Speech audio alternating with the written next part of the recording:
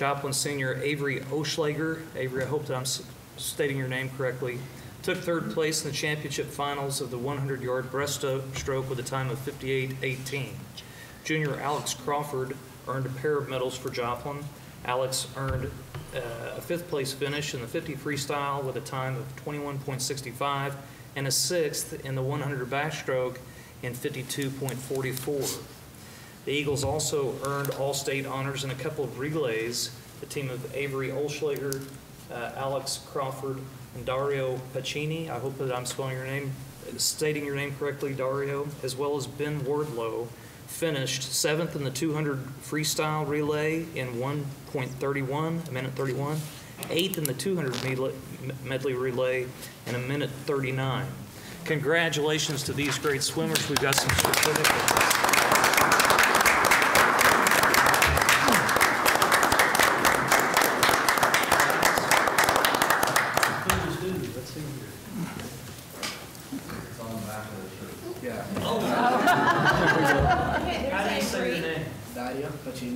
I kind of did okay. I did okay. I thought it was Pacini. So let me the audio. Thank you. Let me shake your hand. And then we'll get a photograph when we get these. Oh, yeah, okay. Mr. Wardlow, Ben, congratulations. Great job. Congratulations, Ben. Who have I got? Avery. Congratulations. Great job. Thanks, Swim. That's awesome. Congratulations. Way to go, guys.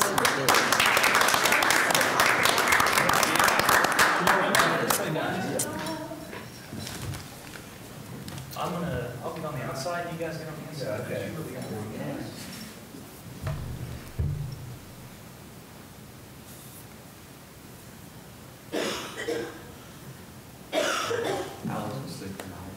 Okay, well, see that he gets his certificate. Yeah. Thank you. Congratulations. Thank you.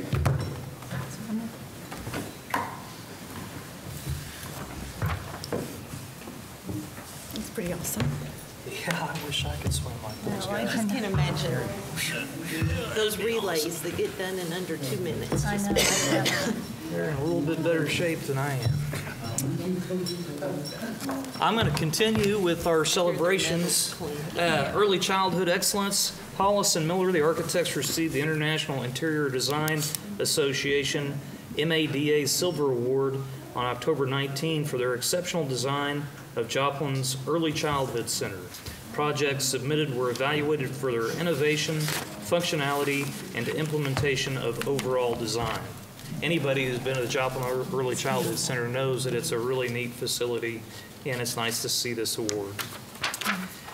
Manufacturing Day. The Joplin Area Chamber of Commerce partnered with Joplin High School Franklin Technology Center and hosted over 900 Joplin High School students and 40 Neosho High School students to celebrate Manufacturing Day on Friday, October 5th. Over 23 manufacturers set up informative, engaging, and interactive displays to connect with students and highlight the outstanding local manufacturing opportunities and the benefits of skilled labor. Memorable mural makers. SMS students, South Middle High School students in Deborah Zellmer's art classes have been working on an abstract painting of an eagle in flight using different shades of school colors. Everyone at SMS has been excited as they watch the progression. It has brought about a school spirit and enthusiasm in everyone. The students have worked hard and given their best efforts. The entire school has been incredibly supportive and enthusiastic as they watch the eagle progress. Very pretty. Looks pretty cool, doesn't it? Awesome. Oh, I need something. Oh my gosh, that is great, isn't it? I need to do that at my house. That's pretty cool. All righty, fantastic. Well, those are our celebrations this evening. That takes us to Superintendent's Data Report. Yes, and we're going to start that out with our audit report. And I have down that we had Mandy Cullen, CPA, there she is. And she is going to present the audit report for year ending June 30th, 2018. Okay. do you have a clicker, or do I just tell you when to go ahead? Oh, you got it. Eric That's is our your driver, clicker. yeah. Great. Okay. Well, hello, everybody. Thank you for having me tonight. Again, my name is Mandy Coolin, and I'm one of the district auditors with Westbrook and Company. So I'll just take a few minutes to go over some highlights of the audit report, and then I'd be glad to take any questions if you have any questions over those. To start out, I'll just start with our audit opinion. This is where we state that the financials were presented fairly. So it's an unmodified audit opinion, essentially a clean audit. So that's always a great place to start. Go ahead. This is the district statement of activities for the year ended June 30th of 2018. So it's kind of a different way to look at an income and expense statement than what you would see at a typical corporate company, but your expenditures are listed on this column on the left-hand side, and then to the right of those, you'll see program revenues. So any charges for services or any operating grants or contributions that would have come in to offset those expenditures. And so all the way to the right, you have a net expenditure column, and at the bottom where it shows net expenditures of $54 million, just know that those expenditures are then covered by your general revenues. So your basic formula, property tax, those other general revenues that are coming in. Now on this slide, we just red boxed the food service and community service areas because those are the two areas where a district could maybe break even. So it doesn't typically or doesn't always happen, but those are the most likely opportunities where we see that. So we just point those out. And then if you look at the line right under that for facilities acquisition and construction, you'll see $6 million of expenditures and then $11 million of revenues there. It looks a little different than the other lines, but that's because of the $4 million in FEMA funds that came in 17-18. So that's why that looks a little lopsided compared to the other accounts. On the next slide, this is the cash balances of the district as of June 30th of 18. So you can see that broken down by fund. And on the next slide, it shows the detail of what those balances are made up of. So in the general fund, some of that money was restricted for scholarships, for professional development, and then there was a little bit that was assigned for student activities and then food service. And so anything left after that is unassigned that can be used on your regular general operating expenditures. Now in the debt service fund, that money is shown obviously as restricted for debt service. And then in the capital projects fund, there were some funds, you'll see that $1.3 million that was committed. And so that would have been for any construction projects or any capital outlay that the board would have approved before June 30th, but didn't get paid or finished up until after year end. So those funds are considered committed. And then anything else left in that fund is assigned for capital projects. So that's a breakdown of the cash balances as of the year end. On the next slide, this is a big picture. So this is your statement of revenues, expenditures, and change in fund balances. So you can see your revenues broken down by source and by fund, and then your expenditures broken down by function and by fund also. At the bottom, you'll see boxed in red there, net fund balance increased $39 million for the year. Now, most of that, if you look up one line in the debt service fund, most of that you'll see $24 million was because of the proceeds from sale of bonds. So that caused that fund balance to jump up quite a bit this year. You can go ahead.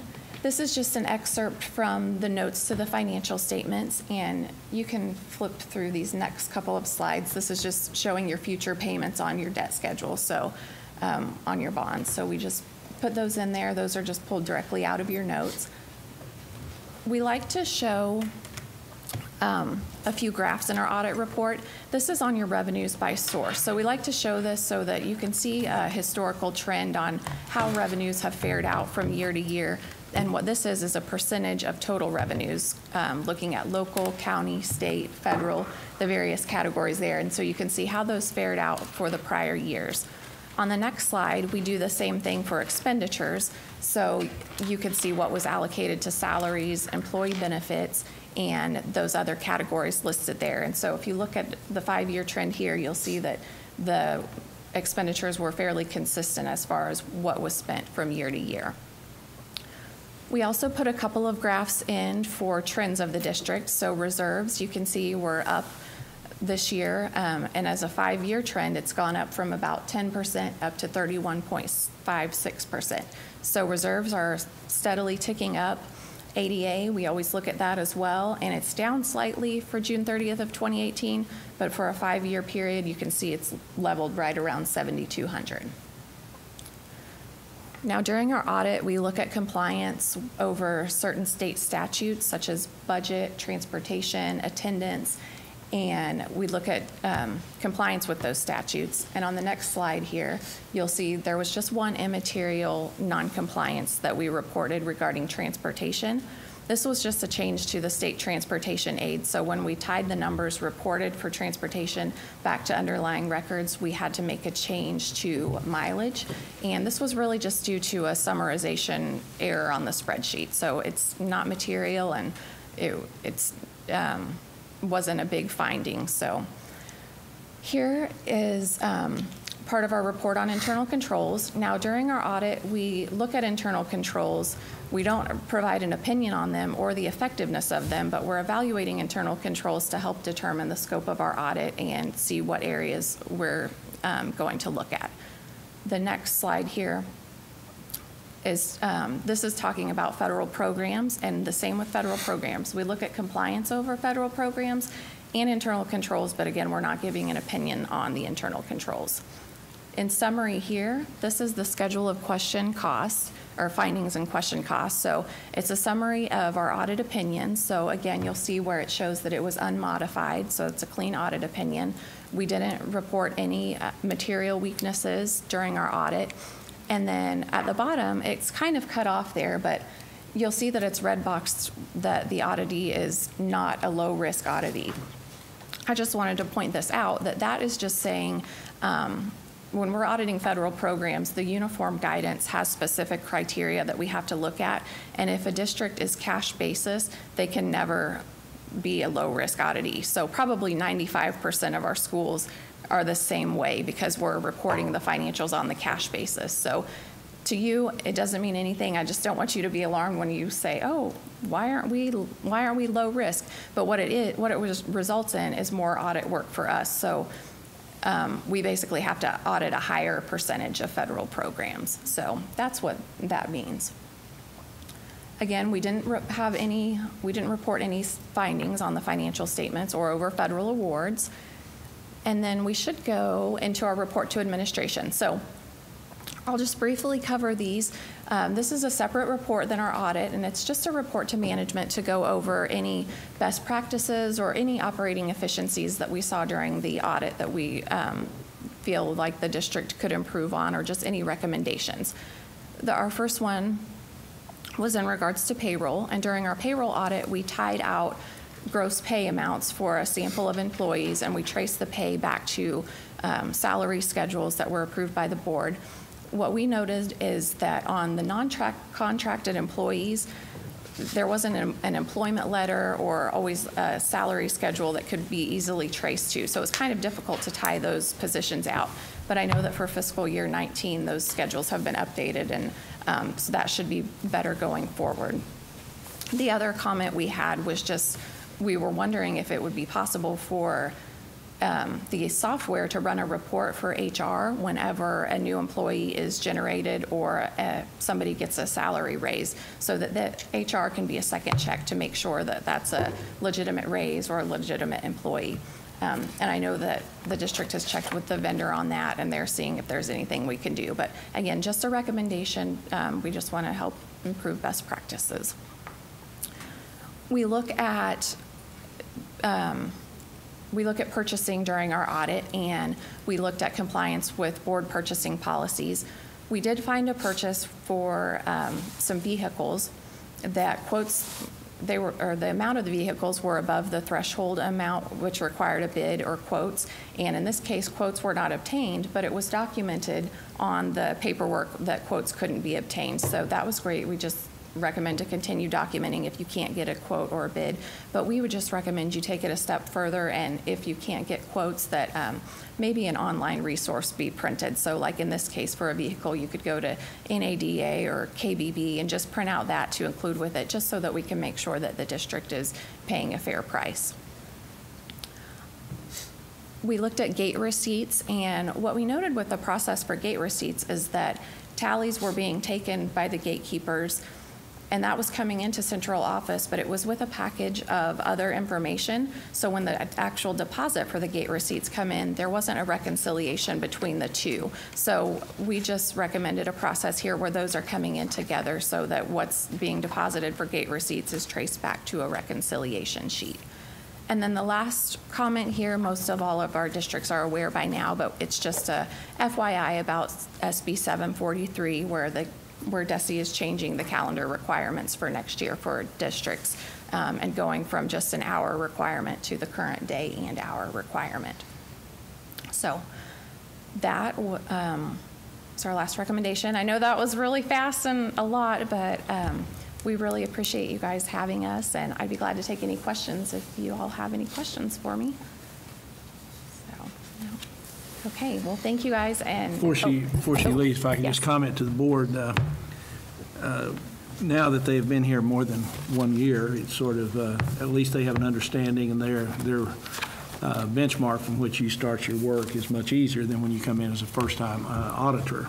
But then we had another transition with Susan Smith, who had been with the district for 11 years and had gone through this. And we had Shelley Toft that was employed April the 9th. And so this really fell upon her to be the one to get all the information together for the auditors. And I would like to commend Shelley Toft. I'd like to commend Westbrook and Associates for the great partnership we had in getting this task done. And we feel like that we were able to give good information because Shelley had done more than her homework to get that done. But also the folks that were here do have an understanding of our operation based upon their prior years, and they were just very professional in the work that they did. So I'd commend Shelley and Westbrook for the job that was done there. Thank you. And I was going to say the same thing for Shelley for being a new bookkeeper. We so appreciated her, and she had everything turned around so quickly, and it was just very impressive that when we went to ask her a question, she would have everything, and she had attendance manuals and transportation manuals and anything she could find to teach herself through the process. We noted that she had done that. So it really made for a smooth process for the audit, and we really appreciate that and all of you. So Doesn't surprise me. For those of you who don't know Shelley, she's in the back. Shelley. Good job, Shelley.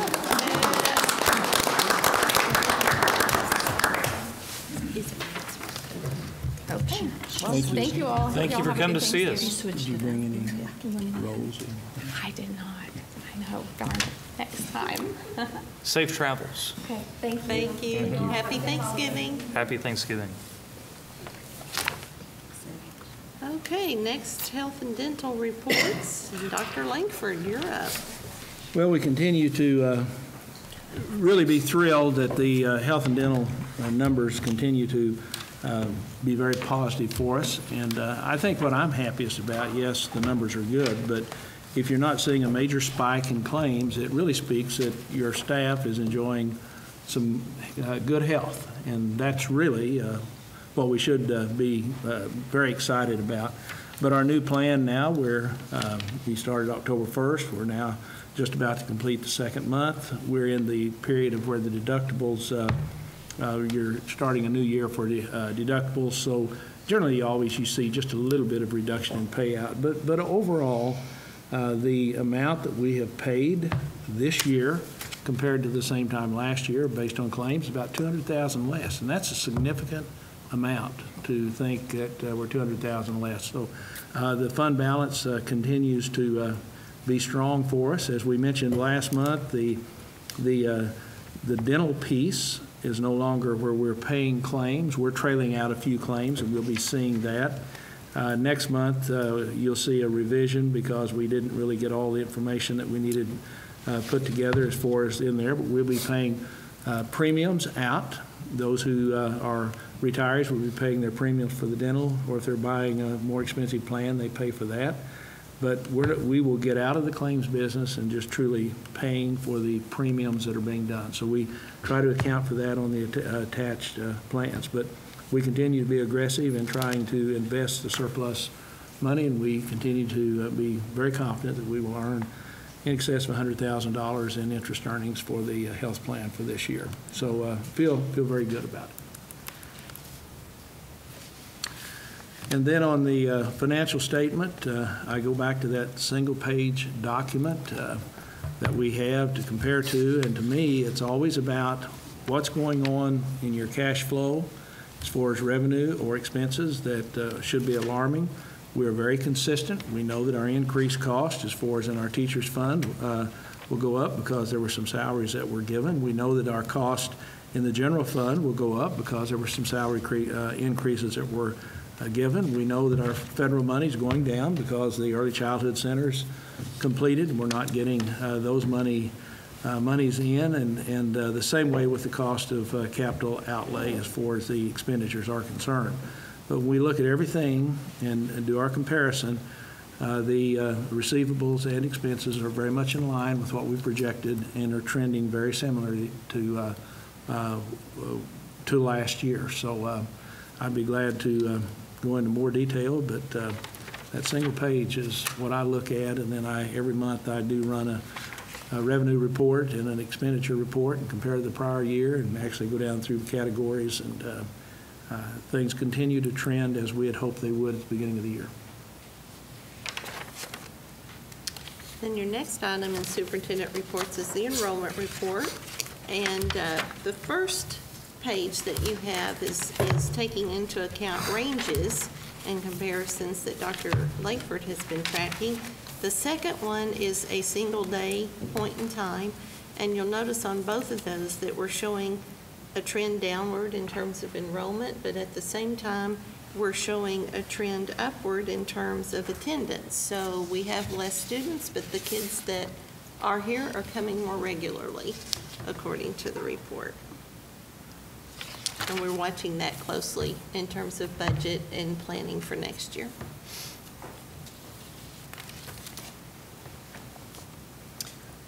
Right, do we have someone here for Read 180, Dr. Gilbert? Okay, that's this gentleman right here. David Sanders, Houghton Mifflin, is going to talk to us about our Read 180 program. Well, I'm here really, this really should be our celebrations, because that's why I'm here today, to celebrate your staff and your administrators and your students, what they've done. We have 3 meetings a year with your staff, a utilization meeting, mid-year gains meeting, and end-of-year gains. Last year, we were doing our end-of-year gains meeting. It was myself, my professional services manager, Jackie Snow, and a data architect who I think was in California or something on the phone, on a WebEx, and a couple other people joined just to sit through and hear it. And all the people on the phone were quiet the whole time, but when it was over, they all had to comment on the data, because the data was off the charts. So we had told Eric Blackford, who's our point of contact, that you need to share this with your school board, because this is really phenomenal. And we told him we would come, meaning we means the week of Thanksgiving, me is the only one here. The other ones couldn't make it from California. I didn't expect them to. So I've only got about 4 or 5 slides to share with you in here, but this is really about the data and the implementation that your district is doing, because as we know, any program is only as good as the teachers and the administrators doing it. So I'm just going to point out a few things here. This is the graphs here. In reading, we measure reading by Lexile scores around the world, around the United States. And here's the beginning reader to 199, so that's as low as the measurement goes, all the way up to here to 1,200 or more. You can see in the gray where the first test for the kids started, and then you can see how they moved up here. You moved out from here and started going up here. In fact, 25 kids were to the point they could be moved out of Read 180. And for those of you who probably don't know, I'm a lifelong educator, and I was a Read 180 teacher in Kirkwood years ago, the first program that came out. And the kids, when they reach that 25, those 25 are ready to move out of the intervention program and into the regular classroom. That's a big success for that many kids to move out that quickly. And then here, System 44 is for the lowest kids. They need phonemic awareness, letter recognition. They're at the struggling level. They take a phonics inventory. They take a reading inventory and gives them a Lexile. If it's below a certain score, they take the phonics inventory and it puts in there. You can see the same thing here. You get 209 here, and then it dropped down to 76, and it keeps going up on this end. Then you had 34 here that will can graduate, with some of the 98 that can graduate into Read 180. So that's a huge trend, and I think the graph, you can just see what you want is moving to the right, and that's exactly what's happening here. Next slide. This just shows the breakdown. This is what ideally you want in the pie, okay? And I'm going to tell you most schools that we do this with around the country, the red's usually about half of it. Because the red is the computer program where the kids go, they start out with a whole group lesson and they go and they rotate through the independent reading, small group instruction, and the software, and they end with a 10-minute wrap-up with the teacher. Typically, the red takes up most of it because people get caught on putting more of the kids, or I'm going to keep these kids on the software today, and that shows in the data. Next slide. You can see here, you guys almost have a perfect chart here for your school district. That was just phenomenal. It was almost like we drew it in here. You can see the red, blue, and green in the three areas they go rotate through was almost perfect. And that's implementation. The first slide showing that data, that doesn't happen without really, really good implementation. And that's something we always talk about. No matter what you're using, it's got to be implemented with fidelity. And that the data shows. And I meant to mention this early on, you guys had one of 15 kids in the nation that won a national award. And I got to present them with a big giant check, which was the favorite part of my job. Walk on stage and present a giant check to a student. Go ahead, next one. This just shows you the grade level and how the Lexile score, below basic, proficient, advanced, how they move up the scale and progression. Because what I want to show you is, in just a minute, the next slide is going to show you some kids have been in school for 7 years and they're at a first grade reading level. And some of those same kids, 1 year in this program, have gained 3 grade levels in reading. So 7 years, they've made a quarter, 25% grade growth, and in 1 year it made 3 years with the right interventions. Go ahead, next slide, please. You can see that here. I know you can't read this right now. They had 196 superstars. These are kids whose Lexile scores were so high. Let's see, 504 here. He went from a 504 to an 820. So he was at a first grade level. That person was at a first grade level. And they went all the way up to almost a fourth grade level in 1 year. And so the previous, I can't remember, middle school, it could be a 6th, 7th grader, 6, 7 years of only a quarter growth year. And you can see some of these less, 424 points, 439, growth rate 3.9. Growth rate of 1 is normal. So you had 196 of these superstars that were off the charts. Go ahead, next slide, please. Okay, this is by school. These were their end-of-year goals. You can see how much they exceeded them by in the red. Every school exceeded their goals. And again, this is what working with Eric and the teachers working with our professional services and them implementing from their professional development and their coaching and then implementing it in the classroom. That may be it. Next slide. Yeah, one more slide. System 44, same thing. You had 13 kids at pre-coder down to 8, and then beginning 193 down to 141, and developing 102 to 135, and then finally advancing 10 to 34. So these kids could go into Read 180. What we know about reading, if you can't, these kids in System 44, once you fill those gaps, they go into Read 180, they accelerate faster, then they go back into the classroom. Because the one thing we have to be able to do for have success in every class is read. And typically, from my experience in analyzing data, when your reading scores go up, every other subject goes up. So I talked to Eric about watch that because these reading scores are going up. But I just came here to say celebrate the teachers and the administrators and the central office, and Dr. Gelbreth said in some of our meetings. It really was a phenomenal gains that they made this past year. So that's all. Any questions? Anybody want to? That's great. It's good news. That's good news. Thank you for Thank sharing. you for bringing the good news. Happy Thanksgiving. And to you. Okay, and last but not least, we have our own Heather Van Otterloo. She's our South Middle School gifted teacher. And if you remember back in February of 18, the board approved our 8th grade Chromebooks and agreed to spend about $170,000 to make sure that we had that for all of our 8th graders. So Heather's going to do a follow-up for us tonight on some of the ways that they're using those in the classroom. And I might also point out that she was a recipient of the Joplin School Foundation Excellence in Education Grant last year. So I told the School Foundation, they met earlier today, I said, well, I'm going to plug you guys a little bit tonight because Heather was going to be presenting. So lots to be anticipating here.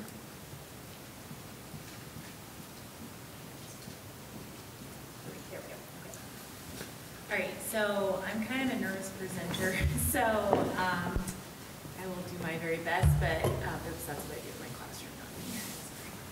But a lot of the stuff I kind of turned over to the kids because they really kind of know best how they're benefiting from these things. So, I'm sorry, is it there? I'm sorry, I usually, John present, oh my gosh, I'm sorry, I've been using it differently in my classroom this whole year. So let me go back. Let me start back here. So I had Chromebooks in my classroom. I started with them last year, and I was really excited to hear that the 8th graders were going to be getting them. After having worked with the iPads for 5 years, they had worn out their welcome a little bit, and so I was kind of excited, and I know other teachers were too, and so I hope that that excitement kind of reflects in our presentation. So.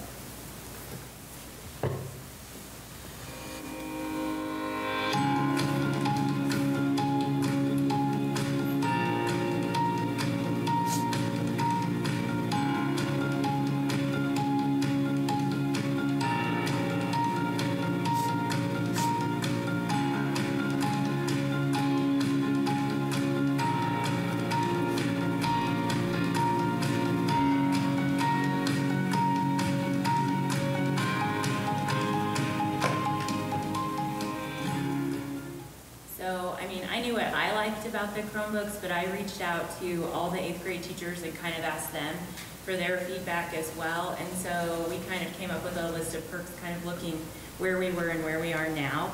And a lot of teachers were really excited that the Chromebooks kind of offered a more authentic or kind of continuous flow between middle school and high school where they're using laptops as well, and they felt like it was much more likely that in college and career they were going to use a device similar to this than over the tablet, and so they feel like that's kind of preparing them for that device usage. They like that it seems to be easier to access, in a lot of their opinions, Canvas. The interface of using it on the browser versus the app has some positives. We had become very accustomed to it, but this adds some more features that we appreciate and makes us feel like we're preparing them better to use it in a browser at the high school. We have seen a lot less errors in assignments now that they have a keyboard all the time. Sometimes it was like pulling teeth to say, hey, will you go get a keyboard and write a paper? No, I'm fine. And they'd peck away and there would be like an egregious amount of errors in it. And now with the keyboards, that's just, you know, they're using those typing skills that they get in elementary and in 6th grade, and just everything is kind of improving and the quality is a lot better. We have that seamless integration between the things that we have available to us through the G Suite, Google, so slides and email and docs. And so it's just when you're logged in, and so they don't have to, you know, remember their passwords. They just push a button and they're in their Google Docs or they're in their Google Drive, and they're able to access that no matter what. So it doesn't matter if their Chromebook needs to be charging for a little bit because maybe they forgot because they're kids and they're, you know, they make mistakes sometimes. But they can just log on and they keep on going. So there's that. We appreciate that seamless integration. And then they have an amazing battery life. Like, I know I just said that they might have to charge sometimes, but that's usually after 3 or 4 days they've come to school, they've used it, and then they just forgot to charge it that night. So we've been really happy. Like, there were very few like people that even had anything that was negative, and it was like nitpicky stuff of like, it works different than the iPad, and they're just getting used to it, but they were like, no, we like them. So one thing that was added this year that some of the teachers have really liked, especially teachers who work with small groups, like I work with small groups in my reading class, and so if I have groups, kids that are out doing something, we have Go Guardian where occasionally I can see that I'm wondering what those kids are doing, but I'm not going to take away from the kids I'm working with, so I'll peek at their screens and they know. Or one day I was here working and I just wanted to check in on my class, and so I looked and I locked them in and I said, I'm watching you. And so they just kind of know that like, and it just does a really good job of, you know, being aware. It has a lot of built-in features of where it's aware, you know, and it has helped us really reduce distractions in the classroom, in my opinion, and other teachers' opinions as well. I had an Apple TV when we used the iPad, and it was awesome, but this year they gave me an AirTame, and I know one of the teachers at North at least has an AirTame, and we love them because the kids can easily connect and then disconnect, and they're up on the board very quickly, and it stays connected, and so it makes it that kind of collaborative space where kids are sharing what they're doing, and I can share what I'm doing, and it's very quick. So the rest of the things are going to be kind of how the kids view the Chromebook. So the first one is, one of the things that the kids really like is the flexibility of Chromebooks. And I like the flexibility in that they can sit wherever in my classroom and work, and they're just there. But then the kids really kind of took, when I asked them what's flexible about it, they really took the Canvas piece of it. And so these gentlemen are going to speak to flexibility through Canvas.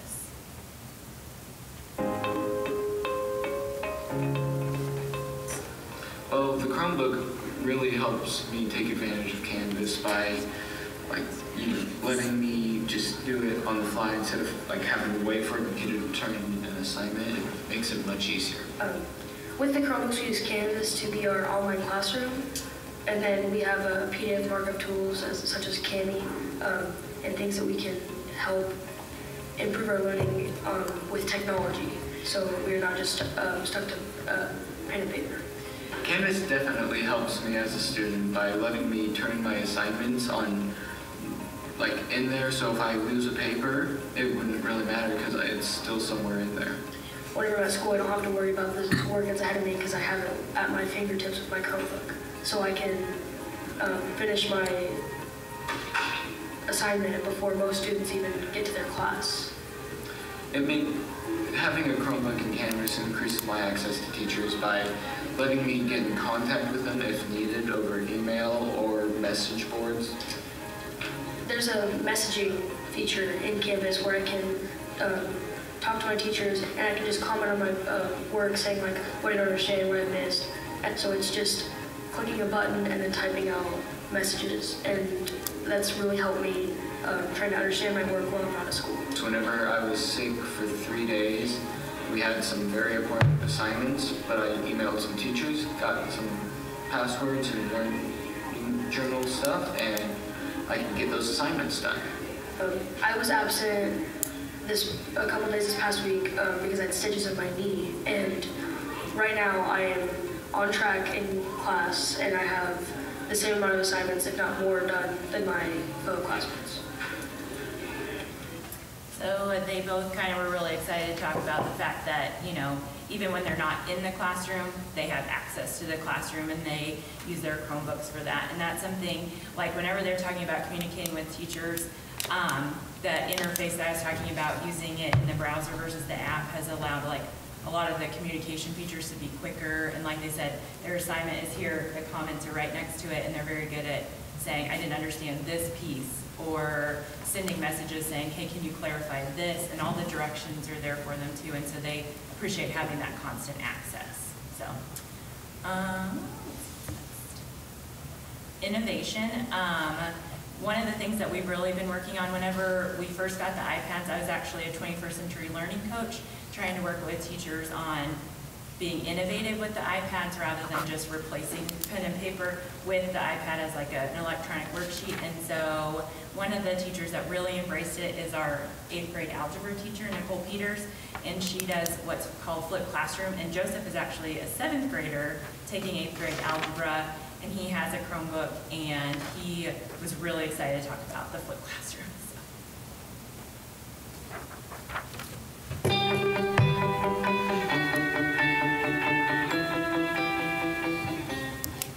In algebra class, we use flip videos in our Chromebooks. Watch a video at home and take notes over it, and then we come back to class and go over our homework questions. And instead of the teacher lecturing in class, we watch a video, and so we can pause and take notes whenever we want, and we can ask questions the next day in class. It allows us to do the flip videos at home. It also allows us to do a lot of cool assignments in class, like we can do fun like Kahoot or quizzes on the computers, and we also have this Nearpod thing that we do in algebra class, and it lets us to do all these these fun things in class, and it allows us to watch the videos at home. So it kind of just flips the idea of the instruction kind of being provided to them before class so that they have time to digest it. And like you said, pausing a teacher, you can't frequently, raise your hand and say, pause there, I gotta, write this down because you have such a limited time. So if it takes them 20 minutes to watch a 5-minute lecture, that's totally fine on a device. And then they have access to that as a study guide and materials for later. So he was very excited to talk about that.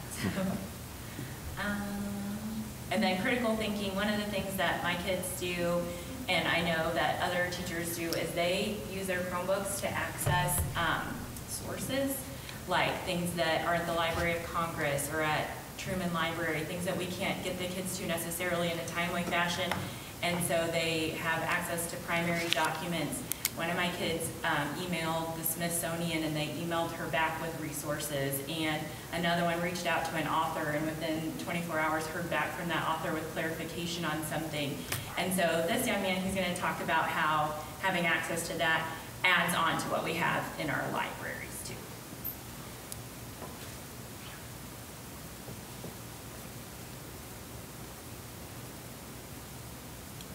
More information than the school can provide, because upstairs in our library there are certain books, and I can't find journals, things like that, that are really useful for projects I do. And at my house I don't really have computers or anything, so I can't do research, and they help me find primary sources for one of my main projects that I do to help with things like what one person says compared to the other. So like journal entries and newspaper articles from the time to see how people really think about it. So, yeah. And then last, that creativity piece. Everything you've seen today was created on a Chromebook and is being presented on a Chromebook right now. So the kids are going to speak to like how they can use the Chromebooks to display their creativity.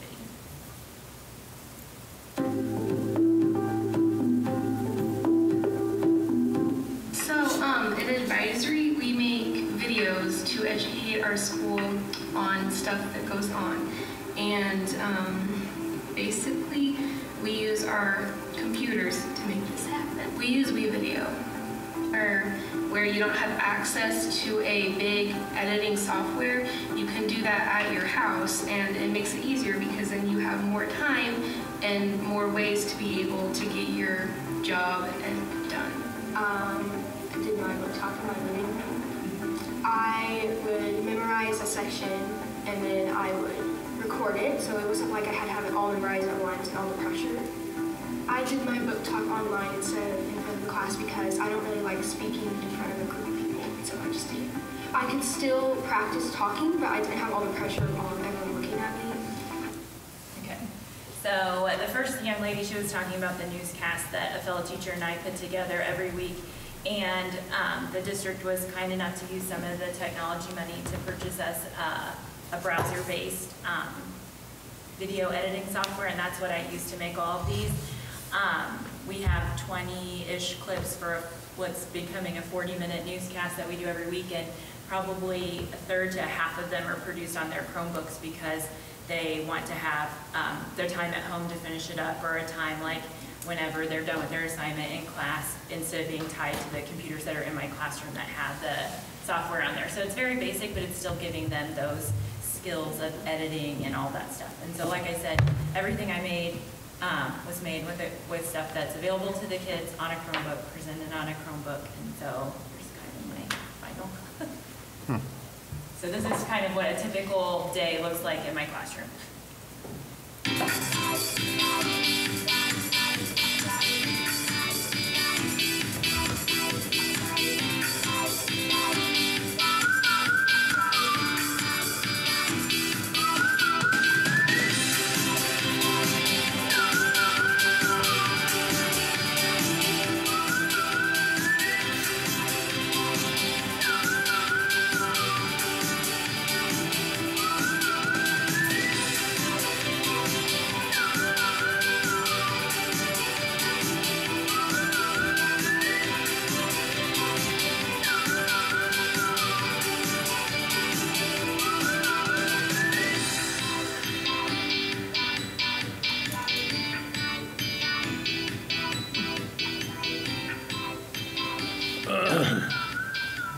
So in that clip, I had kids who were working on an essay in response to a novella that we read. I had kids that were working on National History Day projects, finding sources, creating things, setting goals. I had kids that were working collaboratively on things. And notice like right here, Gina is sitting in one of like just the flexible seating chairs, and she's not tethered to anything, and she can have it in her lap and be working. And then I had another kid on a couch over on the other side of the room. And they're just flexible, and they can do the things that we need them to do. And so we've been really happy with your guys' purchase. So thank you so much. Does anybody have any questions? Okay, awesome. Thank you. Well, Heather, we appreciate that you took your Thanksgiving break eve to come and be with us tonight. Thank you. And good update. Thank you for giving us the opportunity. Appreciate it. She has that picture there at the end, like a still picture. She was Yeah. I'd like to know how to use the video editing. Yeah, I bought. Thank you, Pat. We have we apparently have no public comments this evening, which takes us to our consent agenda. Do I have a motion to approve the consent agenda? So moved. Thank you, Derek. It's been moved and seconded by Deborah Gould. Thank you. It's moved and seconded that we approve our consent agenda. Is there any discussion? Please vote. Yes. Yes. Yes. Yes. Yes. That moves us to our regular agenda. Item number 1 is the Columbia Safe Room repairs. Dr. Saketa and I believe Kyle Denham is with us this evening as well. Yes, I appreciate Kyle coming on his Thanksgiving week as well. To talk about a subject that we really want to get to the bottom of and really get this solved. As you know, we've been dealing with the southeast corner of the safe room in Columbia for quite some time now. And it's been functional as a gymnasium, but not as a safe room, okay? And we have been trying to get to the bottom of what is really the best method to make sure that the settling does not happen anymore. Palmerton Parish did some more geotech work and provided their information to Heliotech, who was the contractor that we had here that the change order is about tonight. And based on their calculations and everything that they've come up with, it's a significantly different approach. Well, I shouldn't say significantly, it's similar, but it's much more substantial, let's put it that way, in its approach. The approach that we were going to use before, and I want Kyle to correct me on anything or to add to the story, but the approach that we were going to use in June were 8 to 10 micropiles that were about 4.5 inches wide. There was no casing in the micropile, and they were going to be filled with grout. There wasn't a rod at that time. There was only grout that was going to go down and to help stabilize the micropile. And you know, we had some issues where the grout was spreading, and that was the problem. So what they come back up with now is 6 micropiles that are 6 and 5/8 inch casings, that they're in casings. It's a threaded casing. They use a process called symmetric drilling, which is much more extensive. And they use a temporary drill pod with drilling 1 inch in front of the casing, and also a backspin drill bit. So it's more significant in terms of its complexity in the way that they have to do this to get down, all the way down where we need to, at depths of almost 130 feet as well. There's no inner rod in this design. Grout will be used with grout and casing together, and there's some different equipment and a more expensive mobilization fee, which is $15,000 versus $11,000 the other. Right now we have a 780-foot aggregate is what this change order is for, and that's really kind of when we sat down and looked at, what did it look like in June, what did it look like in October in terms of the difference of the type of micropile.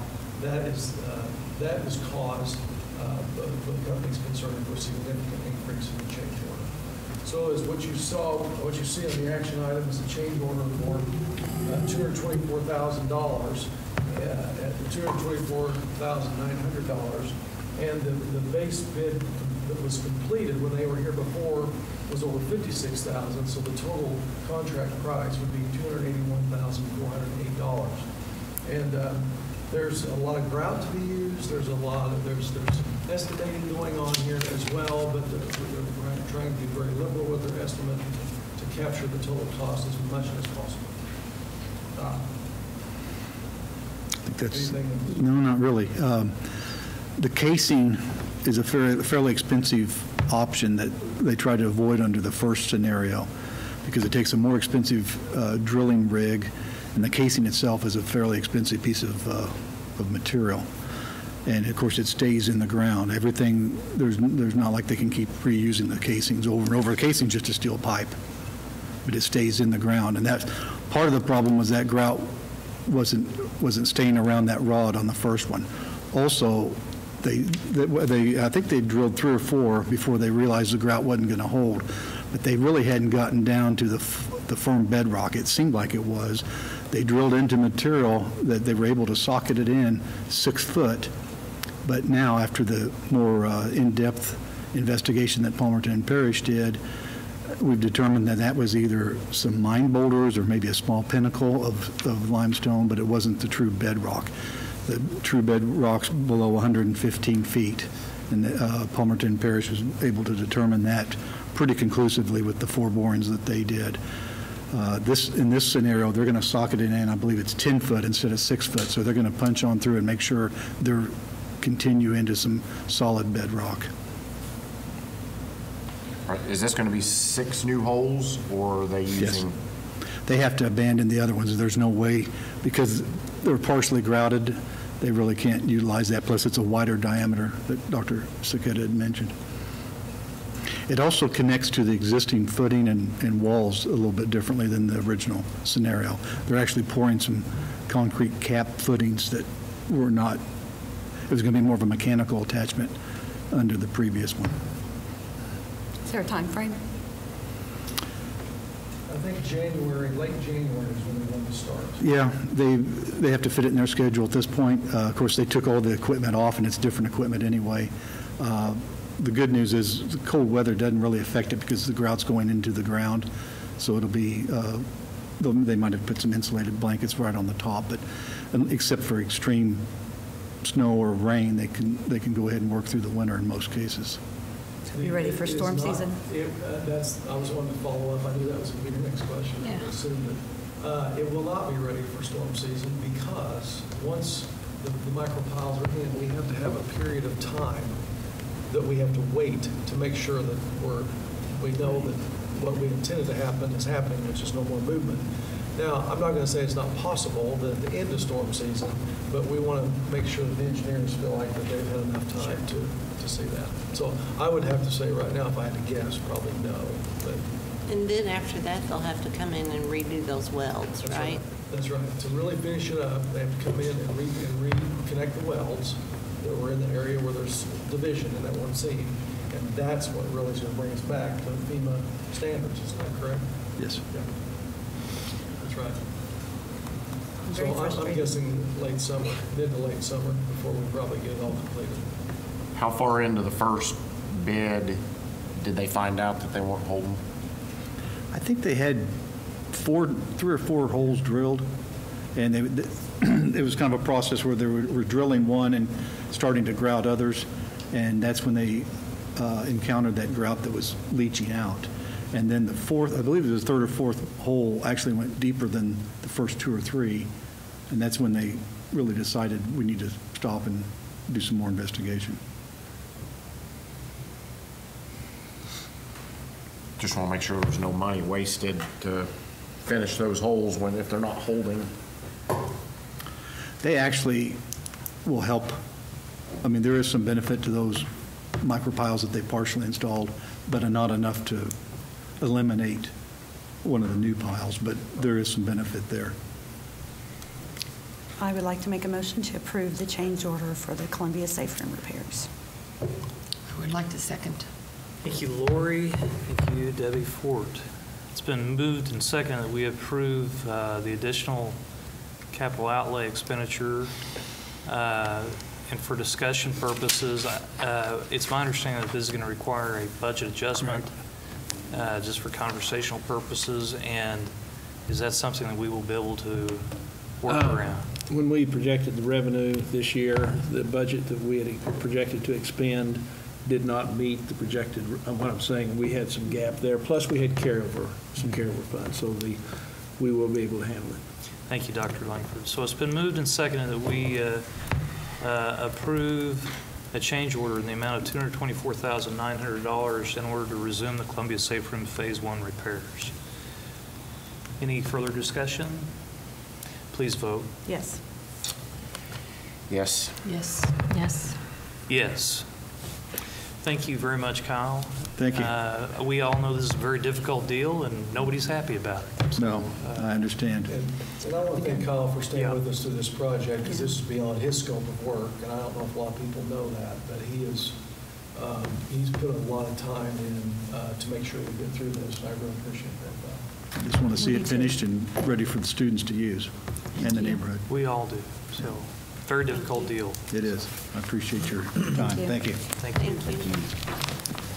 Thanks. That brings us to the approval of our audit report. Dr. Langford. Well, we heard the report from the auditing firm that conducted the audit of the fiscal year 18.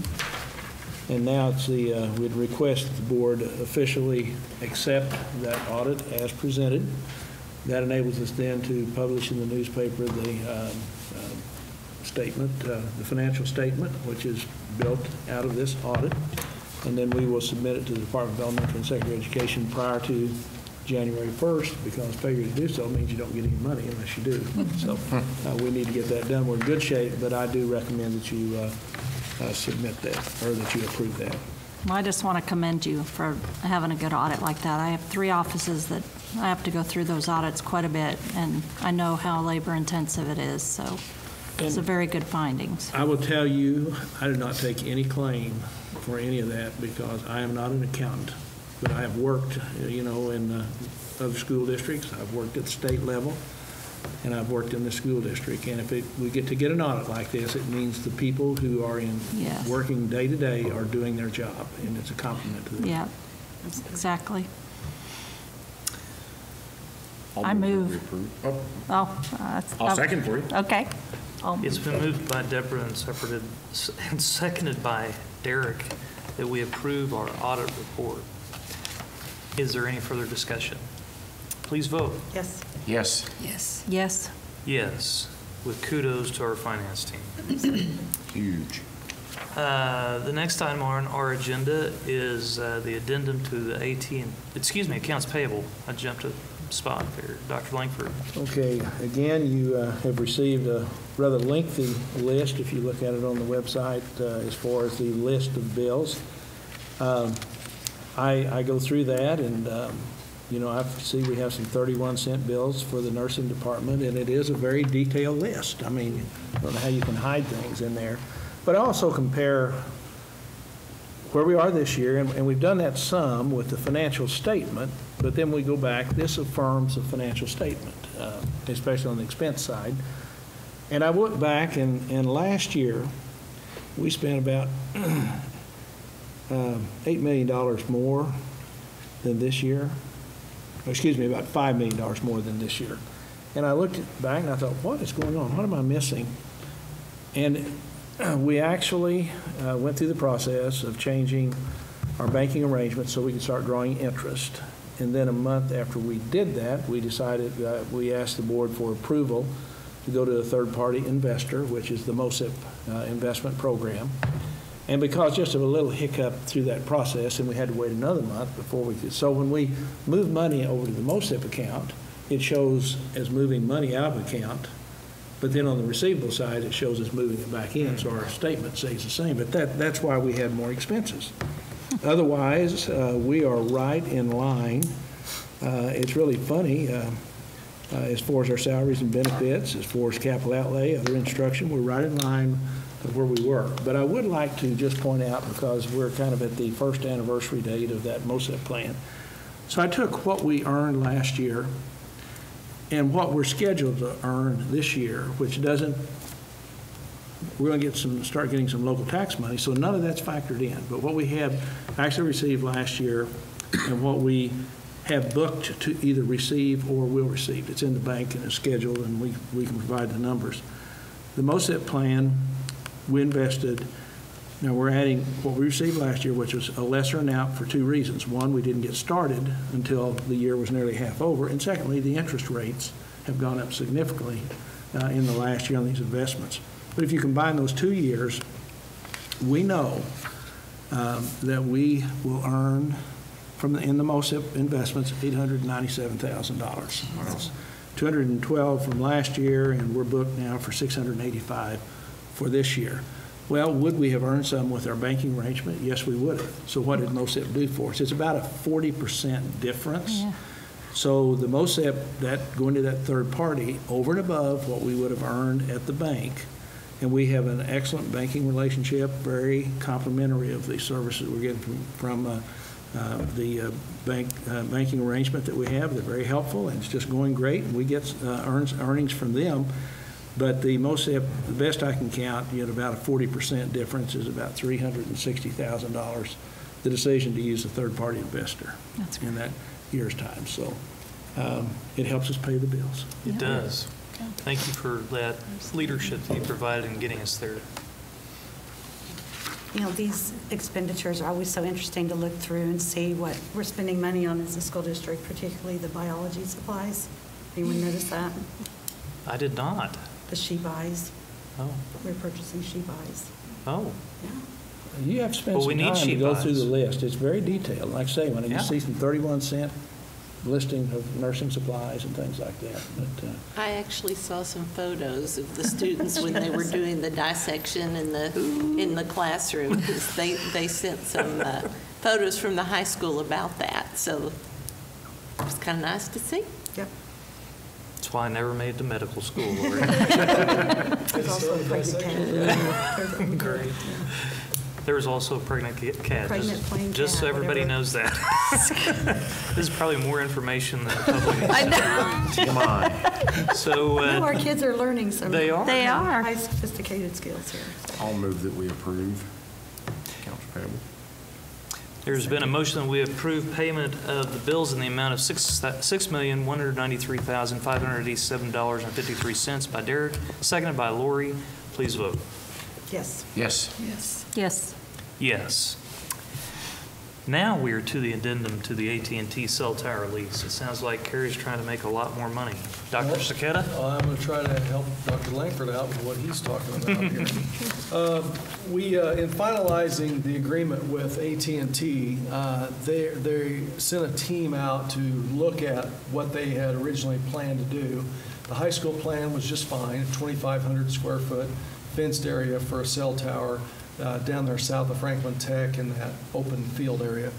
But the one that they had surmised that they had enough room for at what was the old Beacon School, which is Roy S. Wood, was slated for 1,600 square feet. And when the advanced team came out, they felt like they needed 2,500 square feet there as well. We talked to them about there was a structure that was going to be lost, which was a canopy. They had a little bench under it. We knew that with the 1,600 square foot structure. So the 2,500 square feet option makes it a little bit bigger and heads it to the west a little bit, but it doesn't encroach on the playground. It's no closer to the playground than what we had before. So anyway, I would like to recommend that we go with that option of 2,500 square feet at Roy S. Wood as well. They have also upped the monthly lease agreement from $800 to $900 a month for both locations. So that's the recommendation, to go with that and then to be able to sign those agreements later on.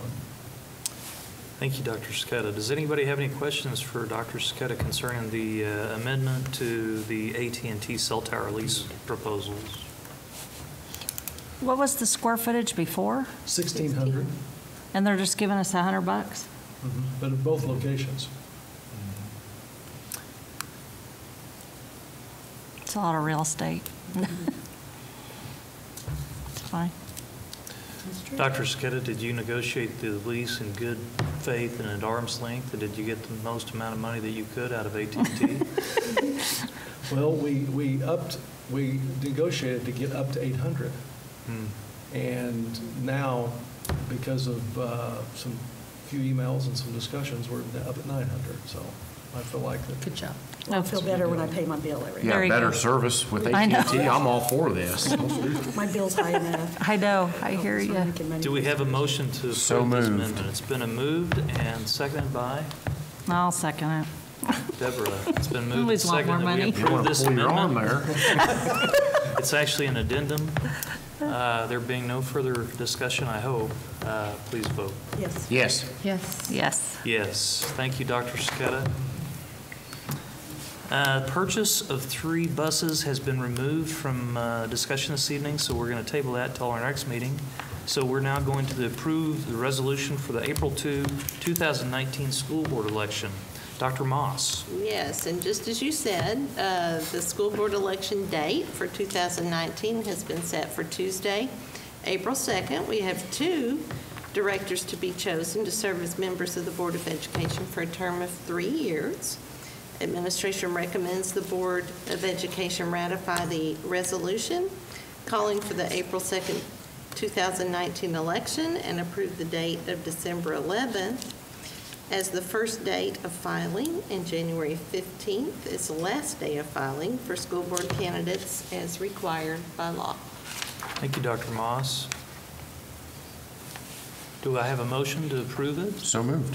Thank you, Derek. It's been moved and seconded by anyone? They'll approve it. Beg your pardon? I'll second it. Thank you, Deborah. It's been moved and seconded. We approve this resolution for an April 2, 2019 school board election. In discussion, I would encourage anybody in our community who is qualified and interested in serving on the board that it is indeed an honor, and we encourage you to run. So with that, I ask for your vote. Yes. Yes. Yes. Yes. Yes. Policies for first reading approval. Dr. Moss, back to you. Yes, you have one before you tonight, and it deals with fund balances. It's following generally acceptable accounting principles, and I believe Dr. Lankford can probably speak a little bit more eloquently than I. There's just some grammar, and it talks about cash flow. Really, what it boils down to, and she touched on that just a little bit in the presentation tonight. This was a recommendation that the auditors had, that we adopt this. We worked through the School Board Association, and they feel like it's more of a legal thing, but they did give us a specimen. We modified it a little bit and then had MSBA look at it. We sent it also to the auditors. But it really makes sense, and it's something I hadn't thought about. But, you know, when you walk in and you look at how much money is in the bank, you can get the notion that, oh, we have plenty of money to do whatever we want to do. And what the Governmental Accounting Standards Board, and this is a group of people who, based on their work with audit, based on the work that they see problems that governmental agencies can get into, this is something they came up with that really helps you get into your policy the understanding that all money you have is not necessarily discretionary money. And for instance, if you look at your personal bank account, and you say, I have that much money in there, and if you say, oh, I've got X number and I'm going to go spend that X, how are you going to make your house payment, how are you going to make your car payment, and those type of things. So really, it breaks it down into 5 categories. The first one of the non-spendable fund balance, since we are a cash basis as opposed to an accrual basis. If if you're in cash basis and you're out here selling on the open market in the world of exchange and securities and things of that nature, your assets are very important to you. Well, it's really your building that you use, the inventory, your library books, any food service. That's not money we have. Well, since we don't do that, that one would not apply, but the others would, and it's just really saying down at the end, we have these categories where money you have is purposed for something else. Number 5 is the unassigned fund balance, and she used that term tonight, and when she was talking about these are the things that we have in there, we spend the money, but then money comes in to offset. That's really kind of what she was talking about, some of this. So it's just a matter of, we are saying in our board policy that we understand we're going to look at the money that's there, but we're not going to spend money that's already purposed for something else.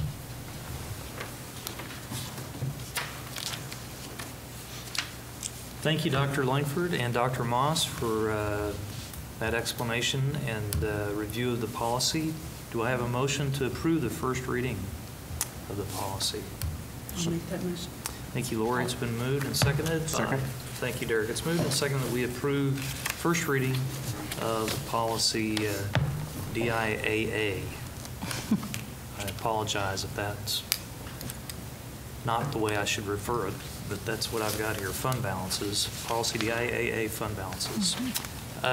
Please vote. Yes. Yes. Yes. Yes. Yes. Plus and deltas, Dr. Moss.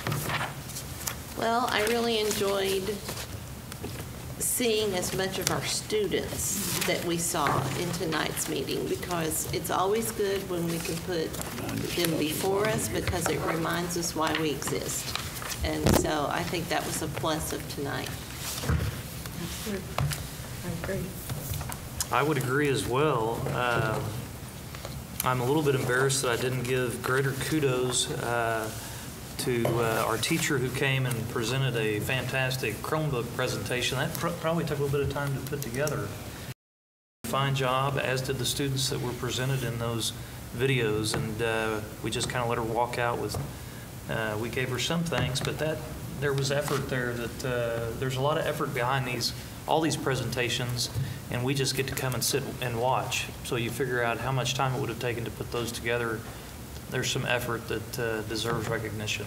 Well, and I've got my to-do list from tonight, and one of them is to send her a thank you note tomorrow. I hope that you'll recognize the board's interest in that presentation as well. I will do that.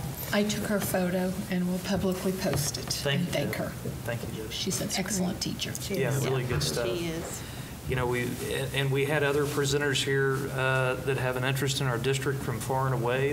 They're here in the evening. They're driving home tonight. That's not just local, and so we appreciate their willingness to attend as well. So, and on behalf of the board, I would like to offer our community and the community beyond a very happy Thanksgiving. Yes. With that, I would entertain a motion to adjourn. So moved. Thank you, Derek. I'll second. And Deborah, thank you. It's been moved and seconded that we adjourn. Please vote. Yes. Yes. Yes. Yes. Yes, thank you, everyone.